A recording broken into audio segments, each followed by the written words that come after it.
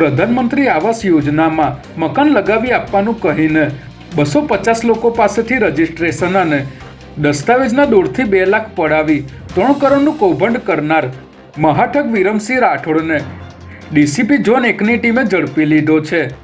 આરોપી સચિવાલયના અધિકારી તરીકે પોતાની ઓળખાણ આપી ગરીબ લોકોને પ્રધાનમંત્રી આવાસ યોજનાની સ્કીમમાં મકાન ફાળવવાના બહાને લોકો પાસેથી પૈસા પડાવતો હતો, જેના વિરુદ્ધમાં મળેલી સંખ્યાબંધ રજૂઆતોના આધારે પોલીસે તેને ઝડપી લીધો હતો। ત્યારે આરોપીની પૂછપરછમાં અનેક મોટા ખુલાસાઓ થઈ શકે છે।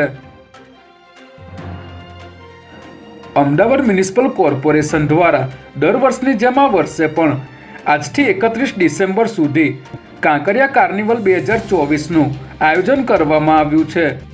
આ વખતના કાર્નિવલમાં નવીનતમ આયોજનમાં સૌપ્રથમ વખત drone show, under water dance અને દુબઈમાં યોજાતો આગ સાથેનો ડાન્સ પણ જોવા મળશે। 7 દિવસમાં 3 દિવસ દરમિયાન ગુજરાતી ગાયક કલાકારો પોતાનું પરફોર્મન્સ આપશે, જેમાં 30 ડિસેમ્બરે સાઈરામ દવે અને 31 ડિસેમ્બરે કિંજલ દવે સ્ટેજ નંબર 1 પર પરફોર્મન્સ કરશે, જેના મનોરંજન માટે તમામ લોકોને વહેલી સવારે 4 વાગ્યાથી રાત્રે 10 વાગ્યા સુધી ફ્રીમાં એન્ટ્રી આપવામાં આવશે। ગુજરાતમાં દારૂબંધીની વાતો વચ્ચે ખાખી વર્દીને કલંક લાગે તેવો કિસ્સો સામે આવ્યો છે, જેમાં બુટલેગર મિત્રનો વિદેશી દારૂનો જથ્થો પોતાના ઘરમાં સંતાડી રાખનાર પેટલાદના હેડ કોન્સ્ટેબલને આણંદ એલસીબીએ ઝડપી લીધો છે।